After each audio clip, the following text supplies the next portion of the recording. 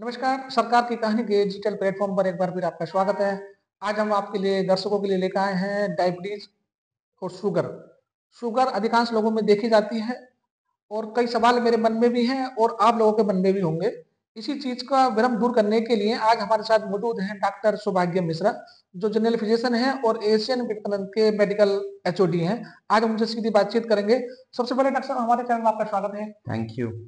Doctor साहब सबसे पहले हमारे दर्शक आपसे आपका परिचय जानना चाहेंगे। मैं बेसिकली डॉक्टर प्रोफेसर सौभाग्य मिश्रा हूँ।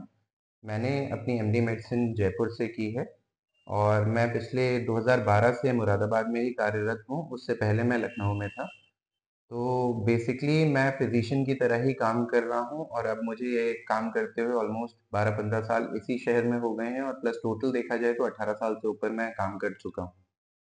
डॉक्टर साहब आजकल आपने देखा होगा कि भारत में आम तौर पर शुगर डायबिटीज को लेकर लोगों में भ्रम फैला हुआ है कि शुगर को हम कैसे पहचाने, क्या उसके लक्षण है। तो हम जानना चाह रहे हैं, हमारे दर्शक जानना चाह रहे हैं कि शुगर की बीमारी क्या है और उसके लक्षण क्या है। सर इसके लिए मेरी ज़रूरत नहीं थी, इसके लिए तो मुन्ना भाई एमबीबीएस में उन्होंने पहले ही बताया था। बट हाँ, बेसिकली 3 चीज़ें हैं जो आपको बेसिक बताएँगी कि आपको डायबिटीज़ की समस्या है। उन्हें कहते हैं पॉलीयूरिया, पॉलीडिप्सिया और पॉलीफेजिया। पॉलीयूरिया का मतलब बार-बार पेशाब आना, पॉलीडिप्सिया का मतलब बार-बार मुँह सूखना और पॉलीफेजिया का मतलब बार-बार भूख लगना। तो ये तीनों कॉन्स्टिट्यूएंट सिम्पटम्स होते हैं जिससे आपको पता चल सकता है कि आप डायबिटीज़ के मरीज़ हैं। डॉक्टर साहब अक्सर लोगों को ये मालूम है, ये जानकारी है कि शुगर के सिर्फ 2 ही टेस्ट होते हैं, एक फास्टिंग होता है और एक रैंडम होता है। इसके कितने टेस्ट हैं और कौन-कौन से ज़रूरी हैं? सर आइडियली शुगर के बहुत सारे टेस्ट होते हैं। इसमें शुगर का इंसुलिन पेप्टाइड लेवल होता है, HbA1c जिसे हम ग्लाइकोसाइलेटेड हीमोग्लोबिन कहते हैं, ब्लड शुगर फास्टिंग होती है, ब्लड शुगर पोस्ट प्रांडियल होती है, ब्लड शुगर रैंडम होती है।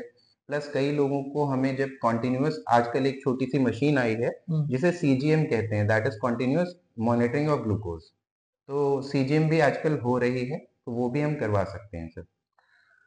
क्या शुगर की टेस्ट घर पर करानी चाहिए या लैब पर ज़रूरी है? कौन-सी बेस्ट रहती है?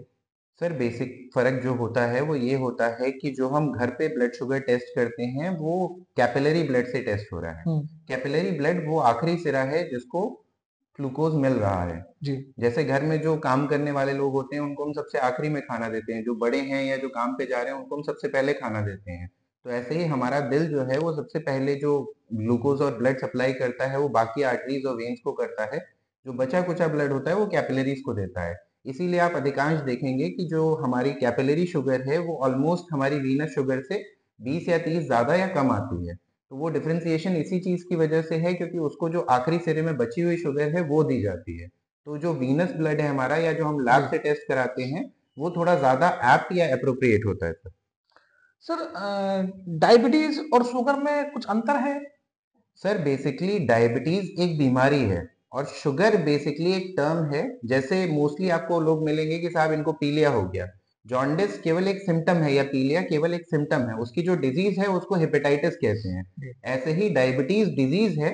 शुगर का जो नाम लिया जाता है वो ये है कि हाँ भाई मेरी शुगर बढ़ी हुई है या मेरी शुगर कम हो रखी है। तो वो ग्लूकोज के लेवल को वो शुगर मान के चलते हैं। वो केवल एक कॉन्स्टिट्यूएंट है डायबिटीज का, बट वो बीमारी नहीं है। बीमारी जो है वो डायबिटीज है। अक्सर देखा जाता है लगभग आधी-अधूरी जाँच कराकर इंसुलिन ले रहे हैं, गोलियाँ ले रहे हैं। इसका रीज़न क्या है और इससे कैसे बच सकते हैं? सर बेसिकली क्या है कि ये केवल मरीजों की दिक्कत नहीं है। प्रॉब्लम क्या है, आजकल डॉक्टर्स के पास भी इतना टाइम नहीं है कि वो मरीजों को समझा पाए। आइडियली 3 डिक्टिम है जिसके बाद आपको दवा खानी ही खानी है। वो तीनों डिक्टिम में से एक पूरा हो रहा है, 2 पूरे हो रहे हैं या तीनों के तीनों पूरे हो रहे हैं, उस पे डिपेंड करता है कि आपको दवा खाने की ज़रूरत है या नहीं है। वो 3 डिक्टिम ऐसे हैं जैसे आपका ग्लाइकोसाइलेटेड हीमोग्लोबिन जो 6.5 से ऊपर या 6.5 होना चाहिए, जी। तब आप डायबिटिक लेबल किए जाएँगे। अगर वो 6.49 भी है तो भी आप प्री डायबिटिक है, उस समय आपको दवा खाने की ज़रूरत नहीं है, आपको केवल डायबिटीज़ के परहेज़ करने की ज़रूरत है। ऐसे ही आपकी फास्टिंग शुगर 126 या उससे ऊपर होनी ज़रूरी है। जी। ऐसे ही आपकी पोस्ट प्रांडियल या रैंडम शुगर 200 से ऊपर होनी ज़रूरी है, तभी आप डायबिटिक लेबल किए जा सकते हैं। उससे पहले आपको केवल परहेज़ करना है, दवा खाने की ज़रूरत नहीं है। ऐसी कौन-सी जाँच है जिसको हम सही आधार पर मानकर अपने शुगर का इलाज करें? ऐसी कौन-सी जाँच अक्सर आदमी डॉक्टर के पास जाता है, डॉक्टर कहता है कि आपको शुगर है, बड़ी शुगर है। तो क्या वो सही कह रहा है या गलत कह रहा है? सर आइडियली जो इसमें सबसे एप्ट बताती है वो हमारी HbA1c है या जिसे हम ग्लाइकोसाइलेटेड हीमोग्लोबिन कहते हैं। ये बेसिकली होता क्या है, सबसे पहले हमें ये समझना है। जी। ये वो है कि हमारी सेल्स के अंदर कितना ग्लूकोज कंटेंट है, उसकी एक परसेंटेज निकाली जाती है। ये हमेशा सही हो ऐसा नहीं हो सकता है। ये लैब टू लैब भी वैरी करेगी कि हमने एक लैब में कराया तो वहाँ 6.5 आ रहा है, दूसरी लैब में 6.2 आ गया। क्योंकि हो ये सकता है कि जिस टाइम जहाँ से उन्होंने ब्लड लिया वहाँ पे जो सेल्स मरने वाली थी, क्योंकि एक सेल की लाइफ 120 दिन की होती है, तो अब पता चला जो मरने वाली सेल्स थी वो थोड़ी ज्यादा थी उस ब्लड सैंपल में, और अगले ने जो सैंपल लिया उसमें जो नई सेल्स आई हैं वो ज्यादा हैं, तो उनकी लाइफ अभी पूरी 120 दिन की बची है, तो उनके पास शुगर कंटेंट बहुत ज्यादा होगा। और जिन जो मरने वाले हैं, जो 117 दिन, 116 दिन, 115 दिन जी चुकी हैं, वो सेल्स मरने वाली है 4 दिन 5 दिन के अंदर अंदर, तो उनके पास शुगर कंटेंट बहुत कम होगा, तो उनके पास HbA1c आया 6.2, उनके पास HbA1c आया 6.5। तो इतना वेरिएशन हो सकता है सर, लेकिन फिर भी जो ग्लाइकोसिलेटेड हीमोग्लोबिन है वो हमें आइडिया देता है कि 120 दिन के अंदर अंदर आपकी शुगर कितनी फ्लक्चुएट की है। तो वो एक बेसिक आइडिया आपको दे देता है कि आपको डायबिटीज के लिए ट्रीटमेंट की जरूरत है या ट्रीटमेंट को और इंटेंसिफाई करवाने की जरूरत है। इसमें अब एडीए ने एक नई गाइडलाइन दी है, अगर किसी का भी HbA1c 9% या इससे ऊपर है तो उस बंदे को या उस इंसान को इंसुलिन की जरूरत है, अगर वो पहले से डायबिटिक है तो। जी। डॉक्टर साहब, भारत में अधिकांश हर घर में मरीज एक शुगर से पीड़ित है, शुगर से ग्रस्त है। तो हम ये कैसे कह सकते हैं कि ये शुगर की बीमारी है, ये ताउम्र चलेगी या इसका कोई परमानेंट इलाज है एलोपैथिक पद्धति में? सर बेसिकली डायबिटीज जो है इसको हम मेटाबॉलिक डिसऑर्डर कहते हैं, और एक बार अगर कोई भी मेटाबॉलिक डिसऑर्डर हमें होता है, चाहे वो डायबिटीज हो, चाहे हाइपरटेंशन हो, चाहे थायराइड हो, तो वो जीवन पर्यंत हमारे साथ रहता है। तो अगर कोई आपको ये समझा रहा है कि नहीं साहब ये पुड़िया खा लीजिए, या वो बाबा कोई पुड़िया देते हैं उससे शुगर खत्म हो जाती है, तो वो केवल आपको बेवकूफ बना रहा होगा। डायबिटीज कभी खत्म होने वाली बीमारी नहीं है, हमें केवल इसको कंट्रोल करके रखना है, और वो कंट्रोल करके अगर हम रखेंगे तो उसके जो कॉम्प्लिकेशंस आते हैं वो नहीं आएंगे, वरना उसके बेसिकली माइक्रोवास्कुलर और मैक्रोवास्कुलर कॉम्प्लिकेशंस होते हैं जिसको हमें फेस करना पड़ेगा। अच्छा, ये बात सही है कि डायबिटीज शुगर ताउम्र रहेगी, उसको हम कंट्रोल कर सकते हैं। लेकिन जो मतलब हकीम वगैरह, झोला छाप डॉक्टर वगैरह चूरन की दवाई वगैरह दे देते हैं, तो उससे कहाँ तक सही है कि हम एलोपैथी का इलाज हम करना चाहिए या हकीम के द्वारा हमें इलाज करना चाहिए? सर अभी तो जो रिसेंटली मैं देख रहा हूँ उसमें दिक्कत ये है कि मोस्टली जगह ये जो हमारे जनरल प्रैक्टिशनर्स हैं ये जो दवा दे देते हैं, जी। इसमें वो स्टेरॉइड का इस्तेमाल कर देते हैं। तो स्टेरॉइड शुरुआती तौर पे तो हमारा जो इन्फ्लेमेशन है उसको मास्क कर देती है, मतलब ऐसे है कि हमने एक पर्दा डाल दिया है, उसके पीछे क्या हो रहा है हमसे मतलब नहीं है। जी। तो शुरुआती तौर पे तो उसमें हमें कुछ नहीं पता चलेगा, लेकिन बाद में वो हमारे लिए और नुकसानदायक होता है, क्योंकि तब तक फिर जैसे गुर्दे में कमी आ जाती है या नसों में कमजोरी आ जाती है, जिसकी वजह से पैर सुन्न हो जाते हैं। कई बार कई लोगों के वो पैर काटने भी पड़ते हैं, तो वो स्टेरॉइड के साइड इफेक्ट्स हैं। वो शुरुआत में स्टेरॉइड इसलिए देते हैं क्योंकि वो उस समय के लिए उसको मास्क कर देता है, आपके सामने एक पर्दा सा आ जाएगा, आपको पता नहीं है कि उसके पीछे क्या चल रहा है। जी। तो इसलिए मैं तो नहीं मानता हूँ कि वो बहुत अच्छा है।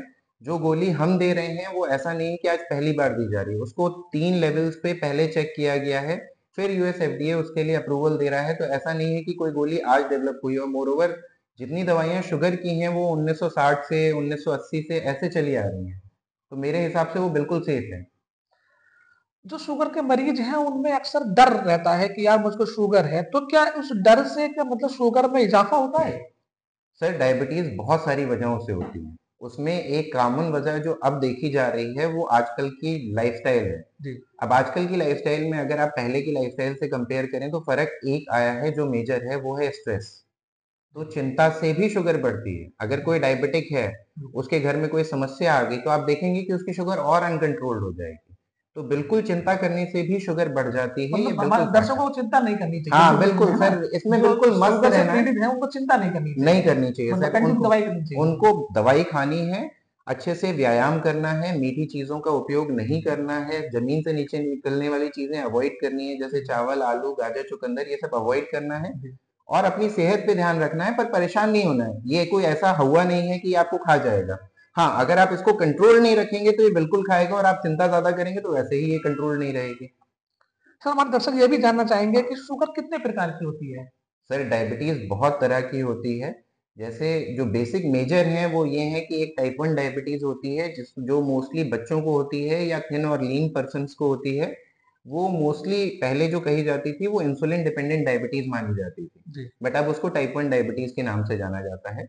दूसरी शुगर जो बहुत कॉमन है और सबसे ज़्यादा देखी जाती है वो है टाइप 2 डायबिटीज़, जिसे पहले लोग नॉन इंसुलिन डिपेंडेंट डायबिटीज़ कहते थे।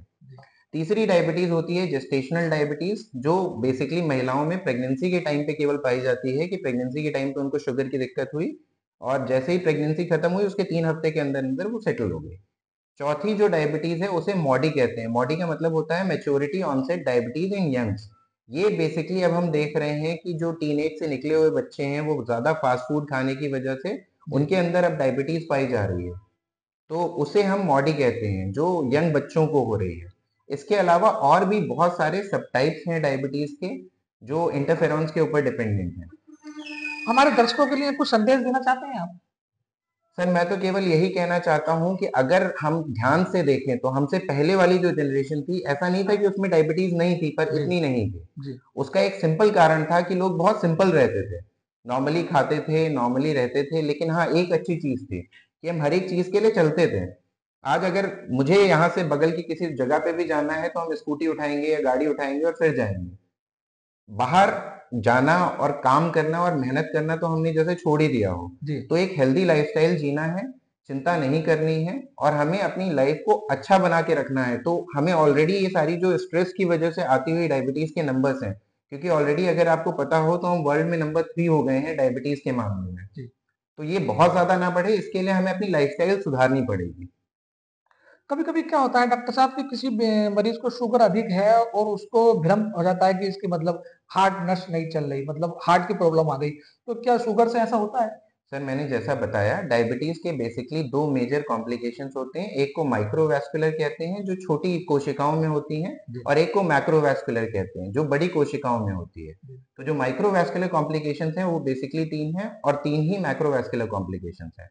तो जो माइक्रोवास्कुलर हैं वो हैं डायबिटिक रेटिनोपैथी जो आँख की पुतलियों के अंदर हो जाती है, डायबिटिक न्यूरोपैथी जो पैरों की नसों में हो जाती है जिसकी वजह से पैरों में सुन्नी या जलन या झनझनाहट होती है और डायबिटिक नेफ्रोपैथी जिससे हमारे गुर्दे की कोशिकाएं जो हैं वो गड़बड़ हो जाती हैं। जो माइक्रोवास्कुलर कॉम्प्लिकेशंस हैं वो बेसिकली सीएडी, पीएडी और सीवीडी होता है। तो सीएडी मतलब कोरोनरी आर्टरी डिजीज जो हमारे दिल की कोशिकाएं हैं उनके अंदर कमी आना, सीवीडी मतलब सेरेब्रोवास्कुलर डिजीज मतलब जो दिमाग की कोशिकाएं हैं उनके अंदर कमी आना और पेरिफेरल आर्टीरियल डिजीज मतलब जो हमारे हाथ या पैर की पेरिफेरीज हैं उनमें जो खून सप्लाई करने वाली कोशिकाएं हैं उनमें कमी आना।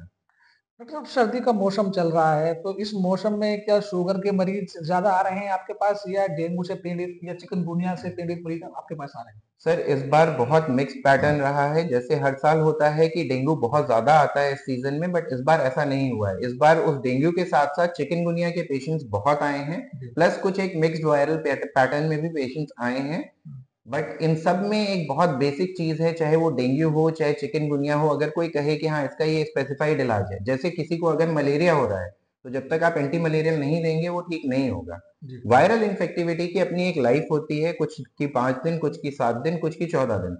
वो अपने आप उसके बाद सेटल कर जाएगा। जी। तब तक हमें केवल ये करना है कि अच्छे से रेस्ट करना है, खूब सारा लिक्विड पीना है। इसके अलावा कोई और चीज़ करने की ज़रूरत नहीं है, उससे घबराने की ज़रूरत नहीं है। ये थे हमारे साथ डॉक्टर शुभांगु मिश्रा और एशियन विवरंदर जी प्रैक्टिस कर रहे हैं कैमरामैन सोहेल के साथ जरीश मलिक मुरादाबाद।